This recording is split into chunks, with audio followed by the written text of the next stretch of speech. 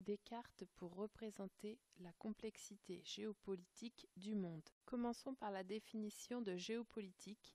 Il s'agit de l'étude des rivalités de pouvoir entre territoires. Nous allons nous demander comment les cartes représentent-elles le nouvel ordre géopolitique actuel. Tout d'abord, reprenons l'expression de Michel Fouché qui parle du début du XXIe siècle comme d'un basculement du monde. Pour lui, les puissances établies, telles l'Europe ou les États-Unis, sont aujourd'hui concurrencées par des puissances ascendantes comme la Chine ou le Brésil. La mondialisation concerne aussi le géopolitique par le trafic d'armes ou encore le développement du tourisme ou bien la menace nucléaire et enfin par la multiplication des conflits aux ramifications internationales.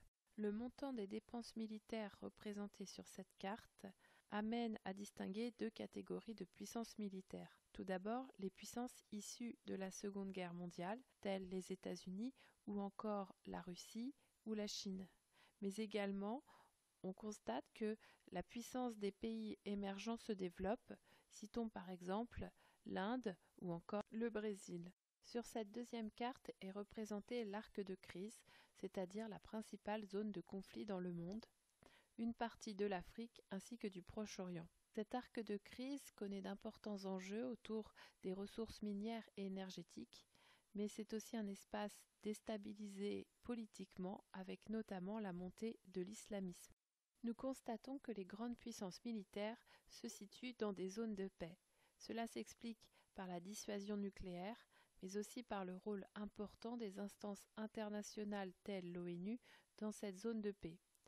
Enfin, on s'aperçoit que la combinaison entre un IDH élevé et le développement économique favorise la paix. Pour terminer cette vidéo, nous allons pointer une des limites des cartes géopolitiques. En effet, celles-ci ont une durée de vie limitée du fait de l'évolution rapide des conflits, mais aussi parce que la hiérarchie des puissances est fluctuante. Il est donc important de vérifier la date de la carte avant toute analyse du document.